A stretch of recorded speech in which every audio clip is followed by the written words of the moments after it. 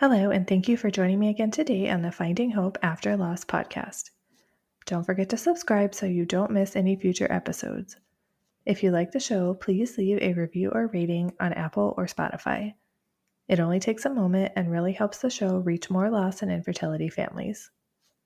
Today, I am talking with Tara. She is a grief and transformational life coach and host of the Life with Grief podcast. After losing her parents to cancer within 6 months of each other, she eventually created Losses Become Gains to support and guide fellow grievers. In this episode, she talks about the loss of her parents and going through a traumatic birth. She also discusses grief and what helped her through it. Hello, everyone. Today I am here with Tara. Tara, can you tell us a little bit about yourself? Sure. Let's see. I guess I could kind of just start with like who I am, what I do in my spare time, that kind of fun stuff. So I am a wife and mom to as of this recording, a 10-month-old who keeps us very, very busy. Prior to that, I was born on the East Coast, lived there until I was about 10, and I am now in California. But really my whole family is on the East Coast. So I have my roots there. And yeah, I sort of got into this grief space. So in addition to my usual day job, I am a grief and transformational life coach. And that journey for me really started, I guess in 2019 when I lost my mom. So very, very long story short, she was diagnosed with esophageal cancer in probably like May or June of 2019, and it was very aggressive. Quite frankly, it was just caught too late. And from there, it was just a really horrible decline to watch and very surreal because I feel like so many listeners here might be able to empathize with this. Is like there's just especially certain people in your life where you just don't see, you almost like feel like they're invincible, right? Like these horrible things that happen to them, like you like can't compute it. It doesn't make sense for like their personality. And my mom was this beautiful little 5 foot, 5'1", blonde, total opposite of me, curly haired Taurus. She was just like a little firecracker, just had this incredible, incredible energy. And to see her physically and also mentally too, just being, for lack of a better term, sort of taken down by this illness was just very surreal to watch and witness. And at one point during that journey, she had to get a tracheotomy as well. And it was very abrupt, that happening. So there was sort of like, in the midst of all of this, she wasn't even gone yet, but she was not herself. So it's like we're grieving that. I'm grieving never hearing her speak again, which I couldn't even like grieve in the moment, but like almost after the fact, I was like, oh my God, I never heard my mom's voice after that specific day. And like, they just don't, nobody teaches you this. No one warns you about how, or even if they did warn you, it's hard to comprehend navigating all of this until you're in it. So I didn't really know what anticipatory grief was, but I sure learned about it later on, especially as I became a grief coach as well and really got into this space and definitely understood that that is what I was experiencing some of. And so essentially, she journeyed through this cancer diagnosis for, I guess, probably 7 or 8 months, and then died in December of 2019. So coming up on 5 years right now, which is insane. And then my dad, throughout this whole journey, also had prostate cancer. He had had it for 5, like almost 6 years at this point. And it was being managed. I mean, he had just gone through various treatments and things. I mean, thankfully they caught it sort of on the earlier side, but it was there. He was never sort of in remission from what I remember. And as my mom was declining, I mean, at one point they both had pneumonia at the same time, which is a little scary because pneumonia can actually be fatal. Like it's still a thing and especially my parents weren't particularly old, but as they were obviously immune compromised, like it was just something we had to watch. And I just think that for him, watching his life partner, his wife of over 35 years, go through this, and then of course, after her death, I think there was just something in him that was like, I'm done. I can't do this. I don't even want to like sort of be here without her. So, and he even sort of told me that. I mean, and it's not that he wanted to leave me or like leave our life here or my 19-year-old dog, who was like the little light of our family at the time, but yeah, I mean, his cancer just a few months after my mom died ended up metastasizing, eventually went into like his lower back and into his brain. So there was a time really where it was at the most dire that I came home one day. This happened a couple times actually. I had to call the ambulance for him to get him to a hospital because he was just dehydrated and just not well. So yeah, he ended up passing away in July of 2020. So this was also crazy. It was obviously during kind of the height of COVID. Thankfully, he didn't get that, but just being able to see him in his hospice facility, I mean, all of it, it was just like, again, surreal is like my word of the day, I guess. Very surreal. Went through a breakup during that time too, so that added a lot of layer of complexity to all of this. Spoiler alert, we got back together. It's now my husband. That's a story for another day, but just there's just so much loss that, and I frankly had a very blissfully like naive, pretty easy life up until that point in terms of navigating grief. I had lost some family members. It was when I was younger. I grieved those the best way I could for the age that I was, but it's nothing like losing a parent, and certainly not two sort of back to back like that. And then the following year, the dog that I just mentioned, our sweet 19-year-old Bichon Frise, she died. And so I just, eventually got to this point where I was like, my entire immediate family is gone. Like, yes, I have my extended family and everything, but it's not the same as your core, right? Your immediate people that you're just so accustomed to being with every single day, or being able to call or text and whatnot. So yeah, I mean, ultimately my journey of becoming a grief coach and being a grief educator of sorts, and just helping fellow grievers through their journey all sort of stemmed from that. So in 2022, I just began writing, and that began in blog form. And then eventually I launched Losses Become Gains in late 2022. And that was literally just on Instagram. It was just my blog and Instagram, just trying to talk as vulnerably as I could about grief and the grieving journey. And that has snowballed into everything that it is now, Life with Grief podcast, and then the various other things that I do to kind of help grievers along through one-on-one coaching, my membership, and all the things. And then we can also talk about this, but I'll leave it here for now.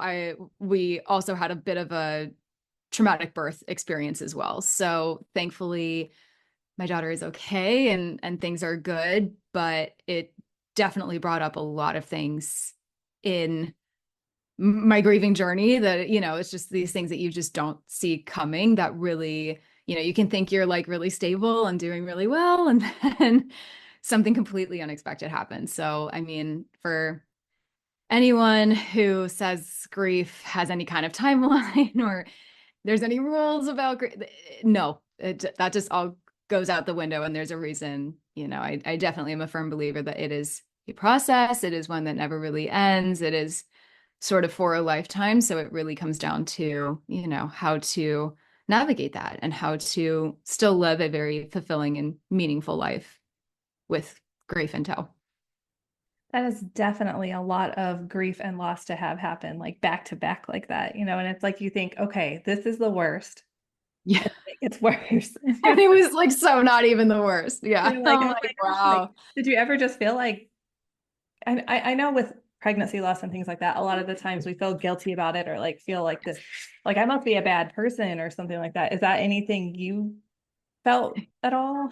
Yeah, I think like karmically, I was like, what the heck? Like, really, what did I do? And like I mentioned, I'm a transformational life coach as well. So there was like a specific certification that I got to do that. And I now have sort of a different relationship with karma and what karma means. And it is like not sort of what I originally once believed it to be. But that aside, I mean, yeah, definitely. It just didn't even feel like my life that I was living, if that makes sense.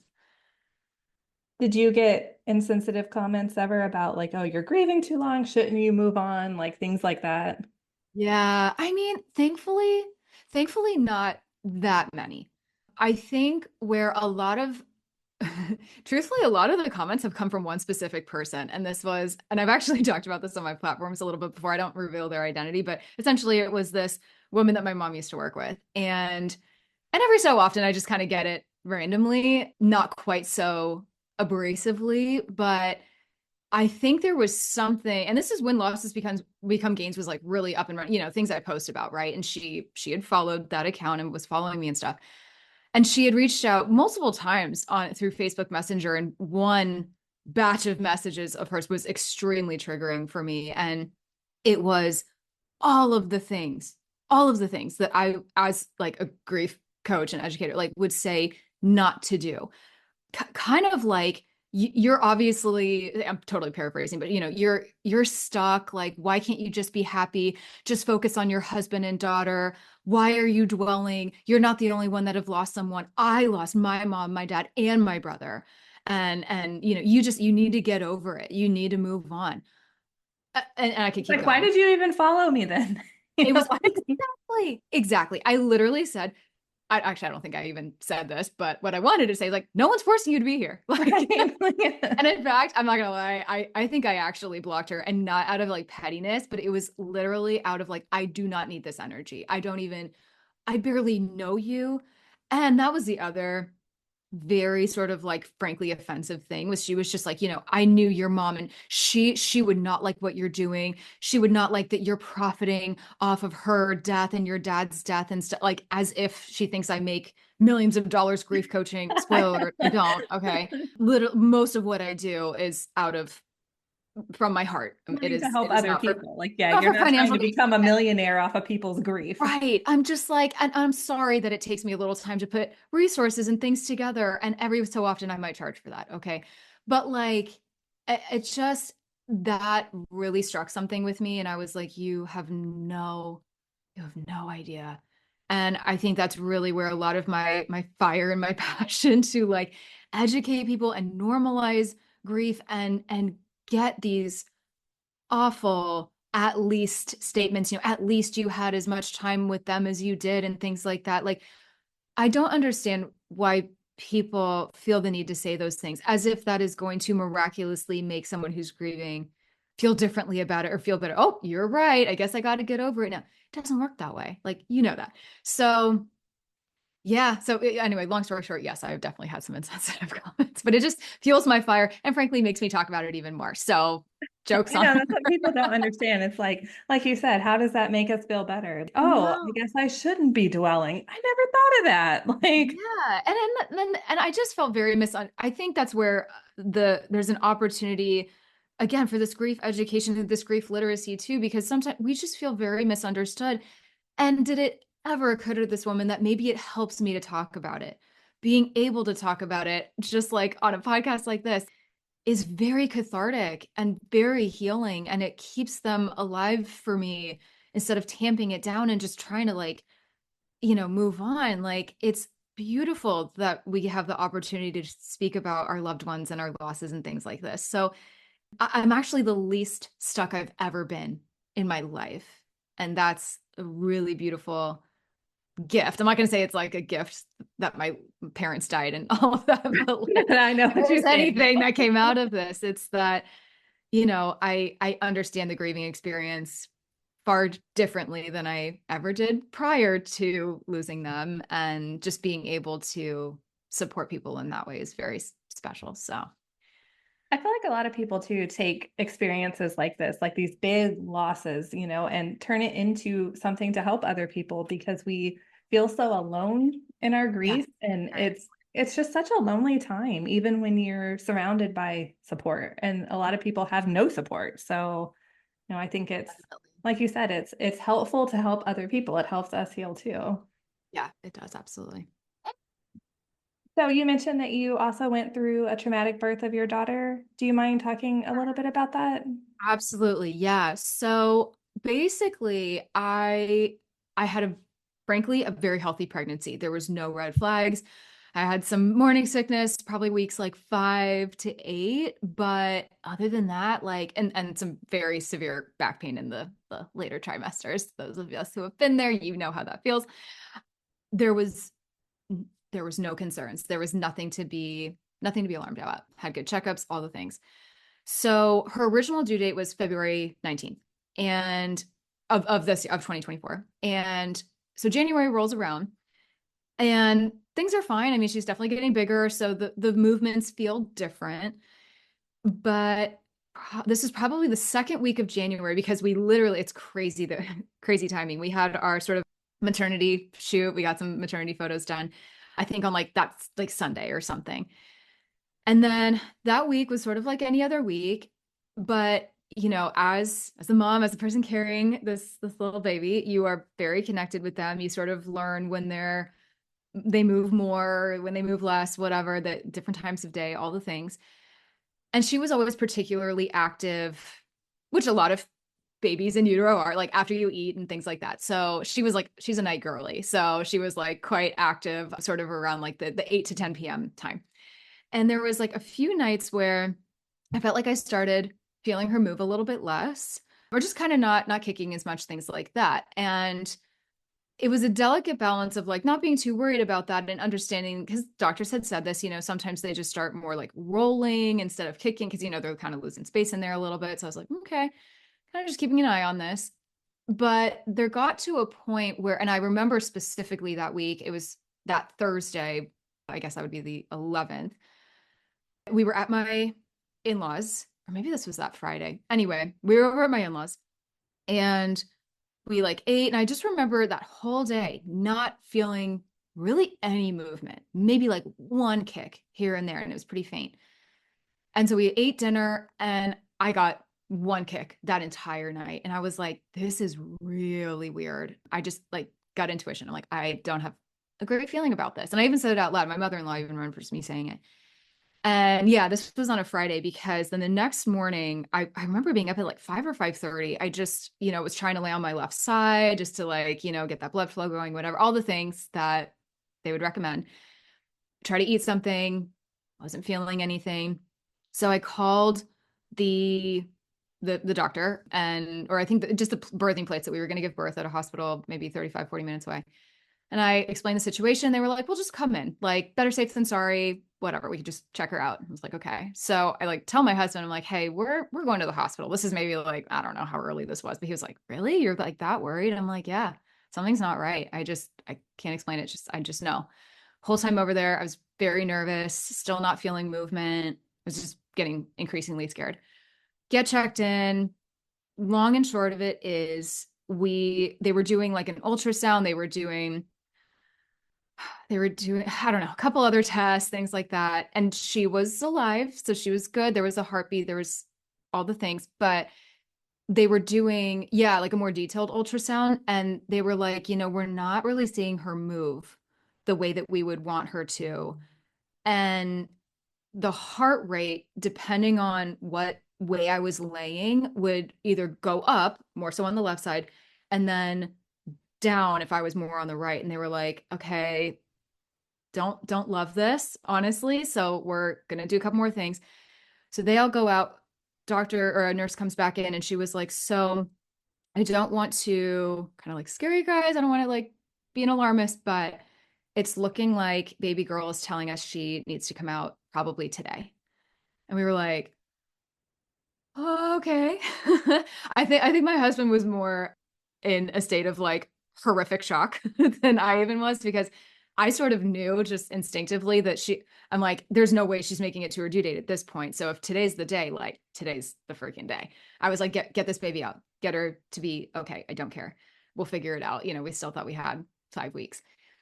So they move us into another room for more sort of just monitoring. I go on my right side and nobody was in the room at this point. It was just my husband and I, and her heart rate or whatever they were on, it plummeted And I look at him, I was like, oh, this is like really not good. Cause they'd given me a shot to open her lungs. So it was going to be one shot that day and then one shot the following day on that Sunday. They'd be 24 hours apart. Minutes after doing that, and then seeing on the monitor that the heart rate had dropped that much, one or two of them come in. They're like, okay, so we're actually not going to wait until tomorrow. We're going to get her out right now. So go through an emergency C-section. They prep me for that.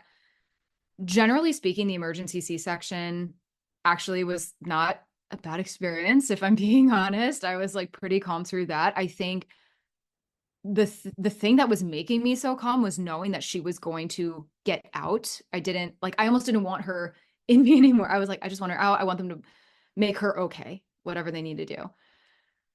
So we have the emergency C-section. And she was transverse and breached. So she was nowhere near where she needed to be.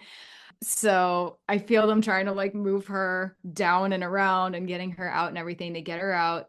There was not a cry at first. That was very scary. She was alive, but like, it took a minute for her to like let out a little cry. She finally did, but it was pretty weak. And then they took her into the NICU like basically immediately. And then I'm, getting stitched up and all of the things. And they asked my husband, they were like, hey, while that's happening, do you want to like come in with us? We're probably gonna need you to fill out some paperwork and and he is still traumatized from this, like quite severely, honestly. And mind you, he's really does not have experience in hospital. So like my whole parents' story, like I think I just have a little bit of, unfortunately, background in dealing with some sort of gory things. So I almost wish it could have been me that could have, gone in and handled all of that, because I've just felt so bad that he had to go through all of that alone too. But yeah, I mean, it's crazy too, because even to this day, we don't know exactly what happened. Basically, all we know is that all of her like fetal blood, I guess, leaked into mine. So they had sent out the placenta for like testing and stuff. They still don't know what happened, if there was like a leak or, what it was. It doesn't appear to be that way, but they just think it was kind of like just a fluky thing. They don't even know that, because I didn't have any like trauma to my stomach or to myself, as far as I know, throughout that whole pregnancy. So unless it was maybe, they're thinking it was maybe like a slow leak, because I didn't feel her stop moving immediately. It seemed a little bit less and less over time. But yeah, we still have no idea what happened. So basically, she was just like essentially barely had any blood to like keep her alive. So she had just lost a lot of oxygen. So she was like white as a ghost when she came out. So they did 2 transfusions that night, actually 3, because they had to transfer her we're in Northern California. So thankfully we're near UCSF Benioff, which is in Oakland, California. It's probably one of the, if not the best, like neonatal hospitals in the country. So we're very, very blessed that we're here. But basically that's where they transferred her to do another transfusion that they couldn't do at that hospital, because she needed like plasma and some other things. And yeah, without going into the rest of this experience, she spent 18 days in 3 different NICUs after that birth experience. So recovering from a C-section, and, not really, we were not home for probably the first like week. I mean, we had to go home and like get things, obviously, but we stayed at like an Airbnb near one of the hospitals. I mean, none of the hospitals were particularly close to our house. So that just complicated things, and just the healing process. Like there's just so many things around that experience that I just did not get, that I sort of had to grieve. And I was like, one of those, I'm like, I don't need the most magical, beautiful birth experience, but like, could I have gotten just like a little bit different than that? Like, I didn't get that moment of being able to hold her right after she was born and have, we did not have that skin to skin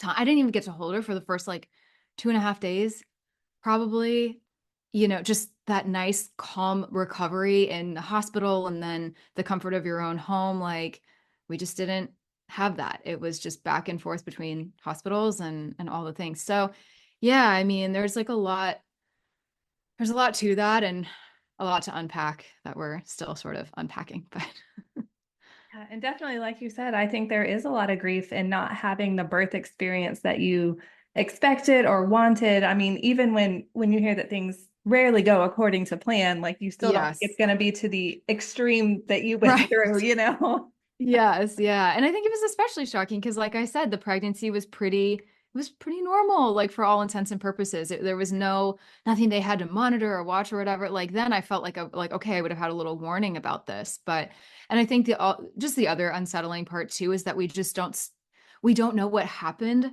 still. And so that scares us because we always sort of envisioned having maybe like two kids, right? And so we're like, do we have a second? Like, would this happen again? And doctors don't think it would. Of course, they don't know because maybe there was something that hit my stomach in a weird way or so, it's just that might have caused this. And then, of course, as the one carrying the baby, you're like, is there something I did? And just so that unknown, I've kind of come to terms with it. And I think the more time goes on and the more that we see that she's doing well and she's okay, like the more comfortable we are with like, okay, maybe we could do this again and not be super freaking scared to do that. But yes, just not ready. My husband certainly is not ready.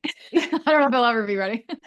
I know, I mean, that really is a lot to navigate, though. I mean, and then when you think like, what if it does happen again? I mean, Those especially what like ifs you are said, when they don't know what caused it. I mean, kind of the same thing as we've had three losses. And so, every time I was trying to get pregnant again, it's like, oh my gosh, like what if this happens again? And I just think all of these things create so much trauma that we don't even like yes. realize that we're carrying.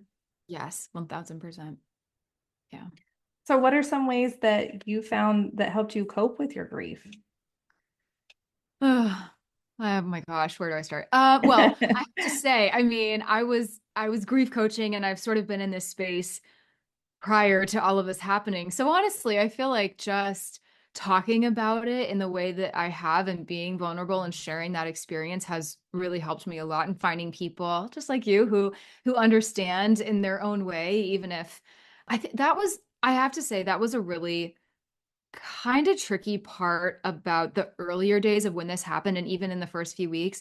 I had some very well-meaning friends or people be like, I had a friend or my cousin's best friend also had a baby in the NICU and they're totally fine now. They're happy and healthy and whatever. In the thick of what you are going through, as much as you would think hearing those things are helpful for me, I literally was like, please do not compare me to anyone else. I don't feel out of the woods with this yet.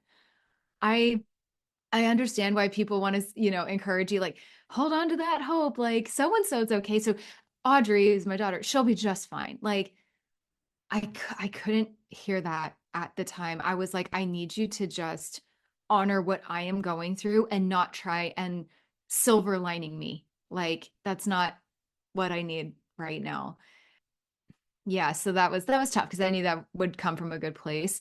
So with grief overall, and then of course I'm going through this whole experience without my parents, right? Like that was also just a whole layer to this. My husband has two happy, healthy parents. They were with both of us, but mostly there to support him.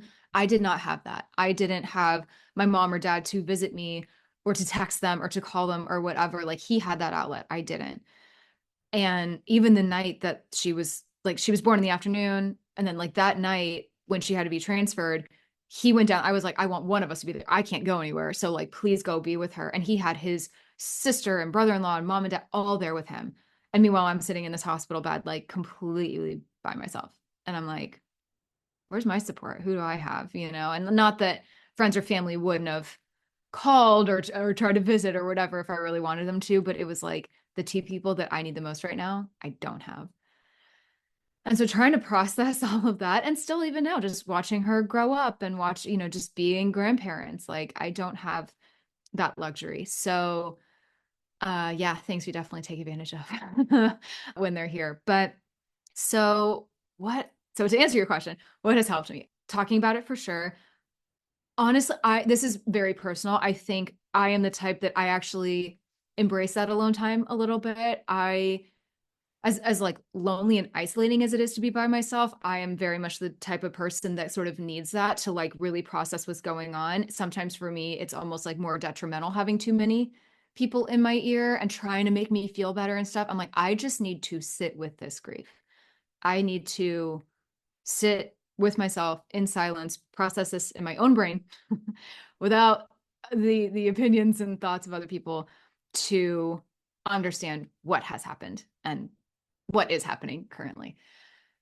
So that, I mean, I guess I sort of encourage that alone time if that feels right to you. But for some people, it might be surrounding yourself with a good support system. So of course I encourage that.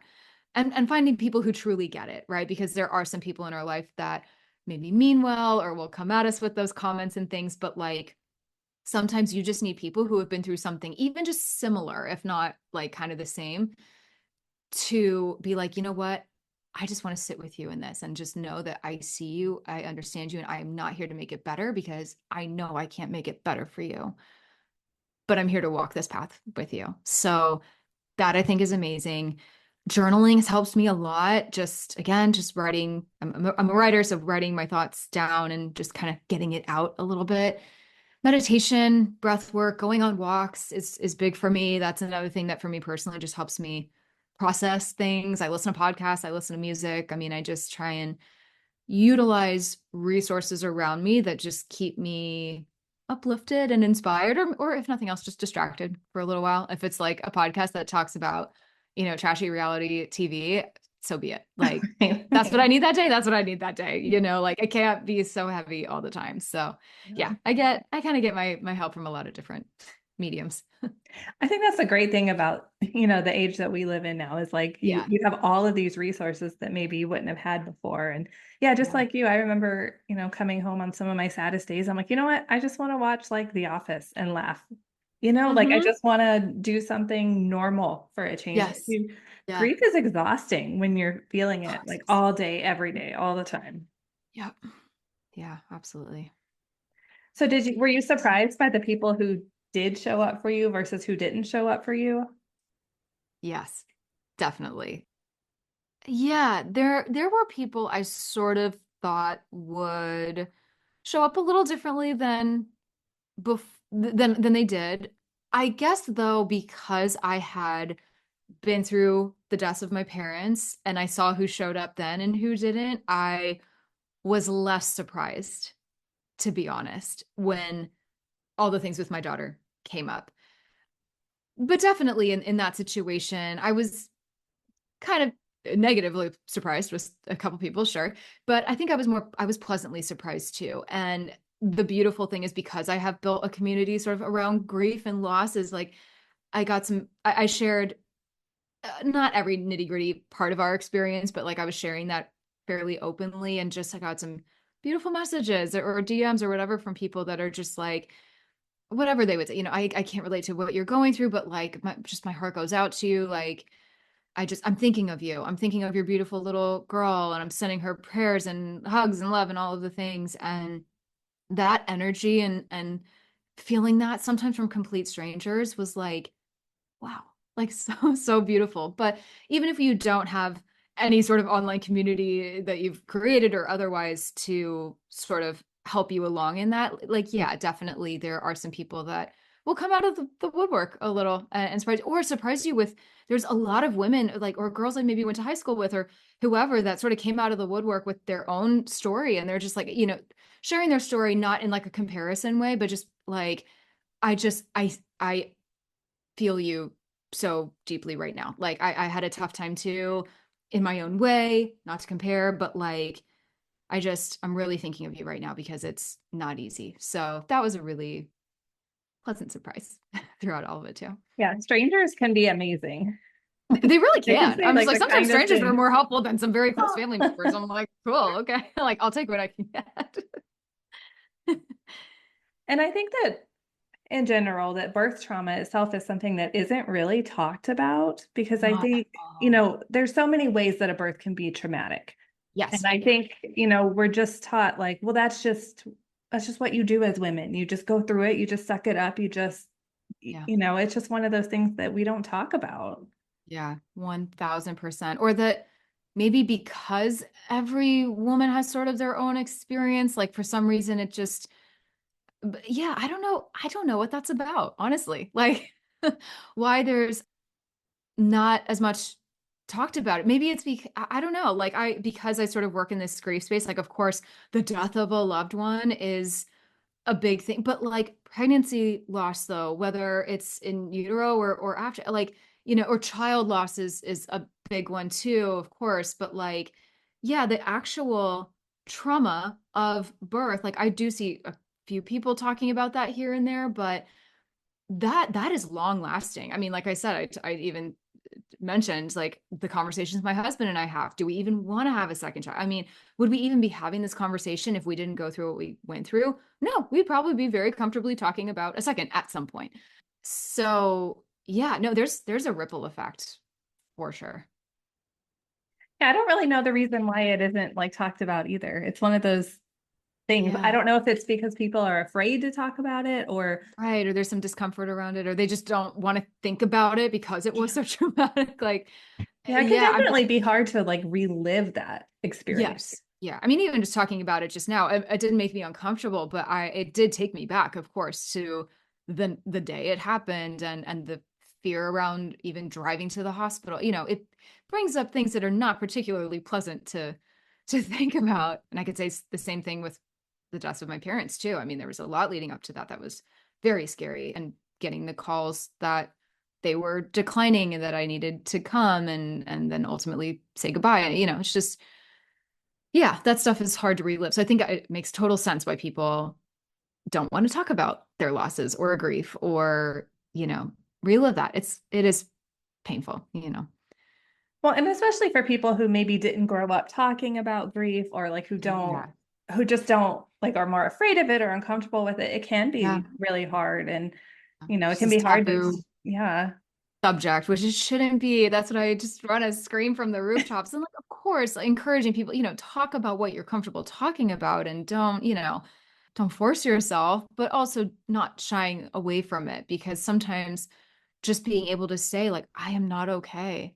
I am still really struggling with this. And I think there's a lot of shame around that maybe if you have, or unfortunately, go through a pregnancy loss or lose a child or go through a traumatic birth experience, that there's, if you feel like you're grieving that even a little bit too long, that there's shame thrown at us for that. Or people are like, how could you not be over that by now? Like that happened like a year and a half ago, whatever it is. And it makes you feel like you're grieving wrong or like you're not doing something right, or it's, and there's so, I think this the saddest thing about grief and navigating grief is just the shame that is associated with it. But it's a definitely. life altering event.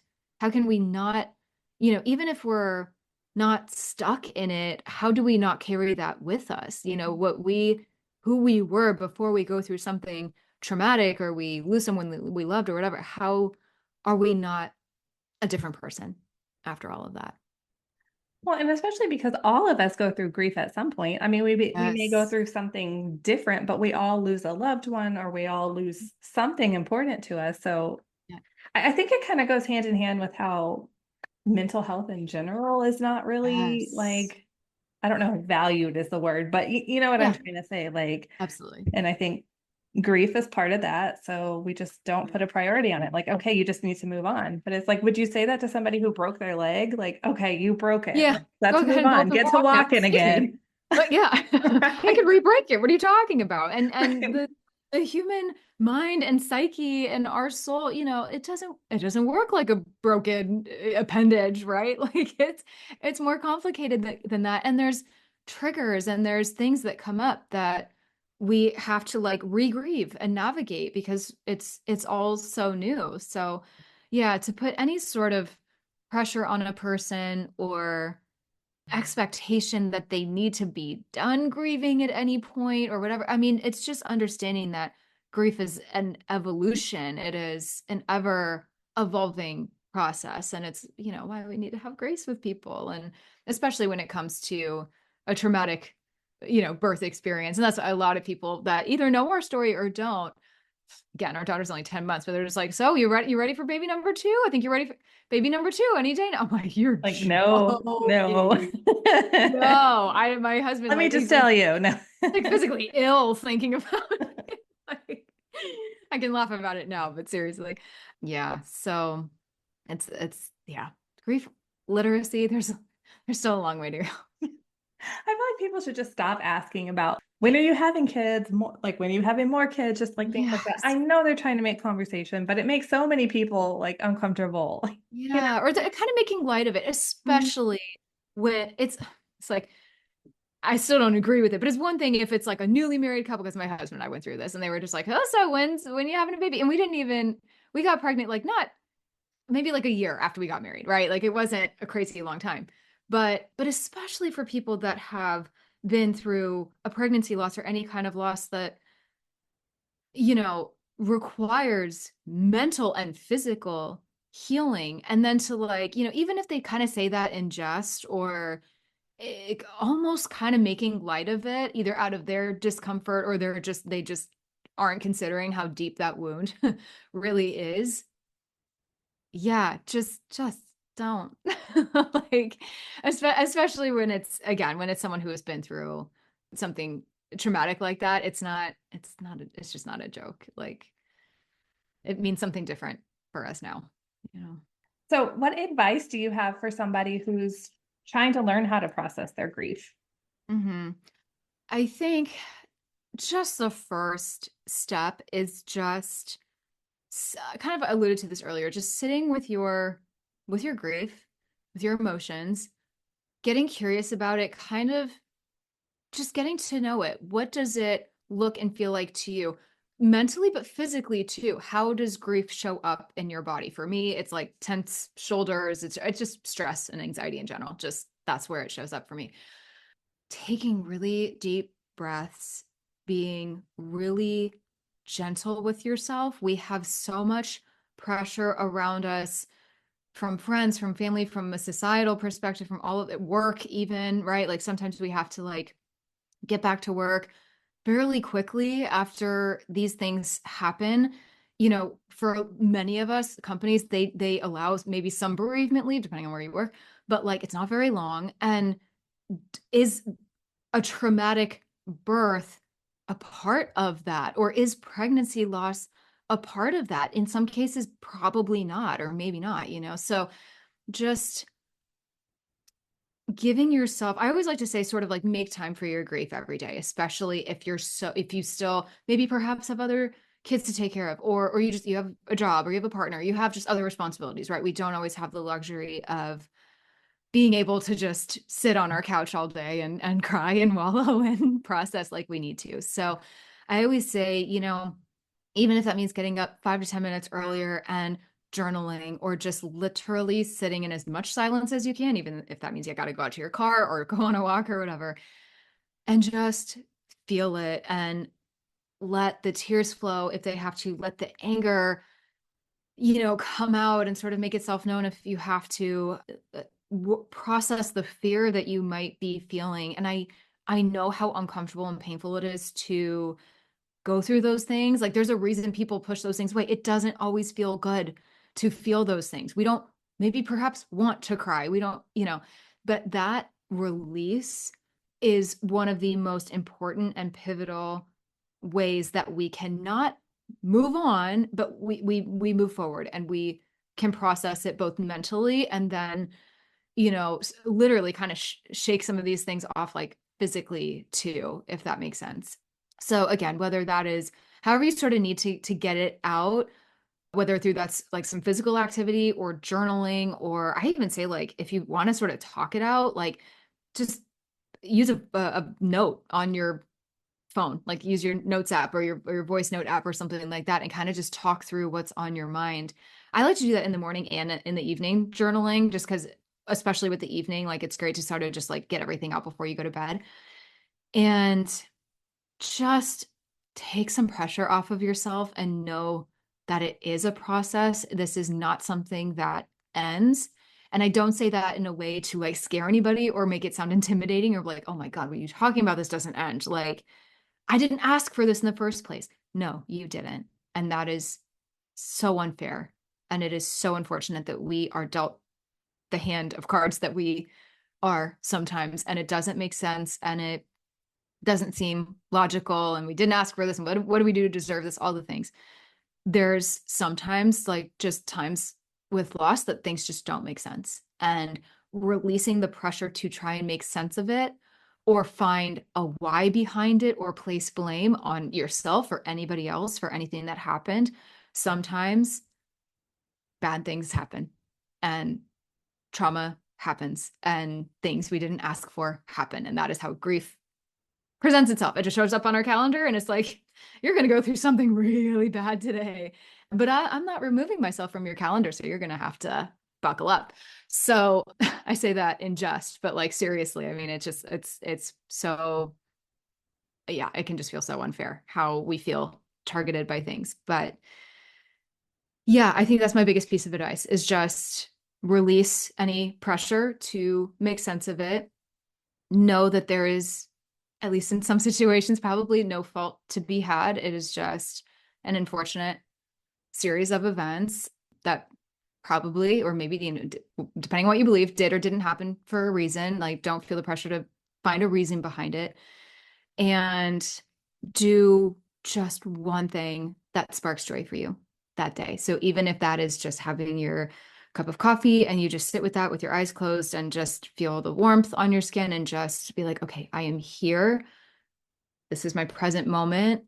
I am in pain right now. I am struggling right now. I feel XYZ right now, but I recognize that this is a moment in time and that these emotions and these feelings can and probably will come up again, but I am open to receiving joy. I am open to receiving light and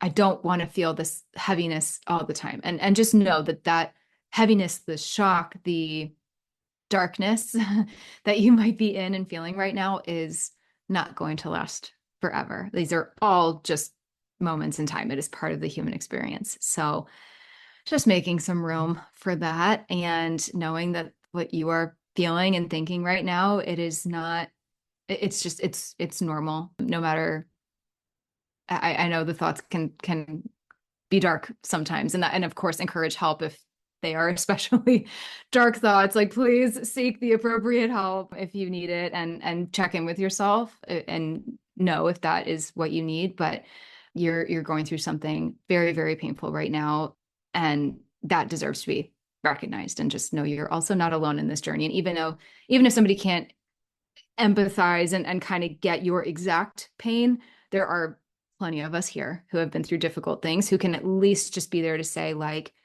I see you today. I witness you. I witness your grief. I am just holding space for you, even if you don't need to say one word to me. Just I'm just that sort of invisible presence and invisible support is sometimes all someone needs. Yeah, you're right. That is sometimes all we need. Like, I didn't need somebody to fix it because there's Yeah. nothing you can fix, but just knowing, hey, you're here to sit with me. You're here to say, you know what? It does suck. I'm sorry. It Yes. isn't fair. Yeah. Yeah. Because I think people want to fix us and they can't fix us. Yeah. And it makes sense. I mean, especially with friends and families, like again, even though their delivery maybe is sometimes less than ideal, they want us to be happy and they don't want to see us in pain. And it's uncomfortable for them, whether it's uncomfortable because it makes them uncomfortable or whether they are just like, I just want to see you happy. I just wish this didn't happen to you. And so even again, there's sometimes such good intentions behind it, but sometimes we do exactly what you just said. Just need to be like, nope, this really freaking sucks. And let's just leave it at that. And let's wallow in that for a moment. That's okay. Yeah. Yeah, we need those good friends or family that can just wallow with us, right? Yeah. Yeah. Let's go get a cocktail. No, not overdoing it on the cocktails. Let's go Right. get a cocktail. Let's get a glass of wine and let's just freaking vent about this. And Right. let's work through this. I mean, I'm all about like a healthy balance here. So yeah. So if people wanted to connect with you or find out more information, where would they go for that? So you can find pretty much everything I offer and do at lossesbecomegains.com. So I am Losses Become Gains on Instagram, and then my Life with Grief podcast, where I get into lots of griefy topics on Instagram and TikTok. So that's just at Life with Grief podcast. And yeah, I mean, on my website, it's everything I sort of mentioned earlier, my membership, ways to work with me. I have a great sort of like 2 week like relief in your grief experience challenge, as I sort of like to call it, where it's just a very easy, sort of like very digestible 14-day little thing to just sort of help you along and get some relief for what you might be feeling right now. So that's a great resource. And then I have some, free downloadable tools on there too, if you just want to kind of see what I'm all about and get a taste of what tools and things that I offer. So Yeah, that sounds amazing. I like things that break it down into like little things you can do each day because it can kind of be overwhelming to think like yes. as a broad picture, like I need to fix my grief. But then it's like, here are like little things you can do. I like it. Right. That's why I created that, because I was like, let's just start with, because that's like one of the biggest things I hear is some people are just like, I just need some freaking relief. I need some peace. I just need a place to start that's not overwhelming for me. And maybe they're not ready to commit to a one-on-one coaching thing. I totally get it. So it's great. I mean, and the things in that challenge, I sort of call it, is, I mean, I think a lot of them take 10 minutes a day, less than 10, 15 minutes. There's like meditations, there's sort of little like sections or modules where I just sort of like talk through a particular topic that day. It's very digestible and really sort of takes you from like, okay, let's talk like day one of your grief and what you're feeling right now. And let's just take a baby step in moving you forward and just to like shift your perspective a little bit. And that's really the core of everything I offer and everything I do. Is just baby steps. Like, let's take, like I've been saying this whole time, take the pressure off, take your foot off the gas, like acknowledge that this is a hefty process, right? So it's just starting somewhere is good. Well, I want to thank you so much for coming on today and sharing your story and all of this amazing grief information with us. Thank you so much for having me, Sarah. I really appreciate it. Thank you so much, Tara, for sharing your story with us. Grief is such an interesting topic because while we all go through it, so many seem so lost at how to deal with it or even how to talk about it. We're kind of taught that this is just how you grieve. You're sad for a little while, and then you get better and you move on. But as we talked about, for those of us who have been through traumatic events, this is not even close to how it works. We don't ever move on from our loved ones. We just sometimes have to silence the grief based on the feedback we get from the people in our lives. Then we're just left to suffer alone and either deal with the grief alone, or we just push it down and don't deal with it at all. It's okay to be sad for however long you need to be sad. For many of us, that's off and on for the rest of our lives. The hole that is left from our missing baby or our missing loved one isn't one that will ever completely go away. We just learn to live life with the grief and move forward. Did you ever feel like you had a timeline on your grief? Don't forget to subscribe so you don't miss any future episodes. If you like the show, please leave a review or rating on Apple or Spotify. It only takes a moment and really helps the show reach more loss and infertility families. Thank you so much for tuning in, and remember, we are all in this together.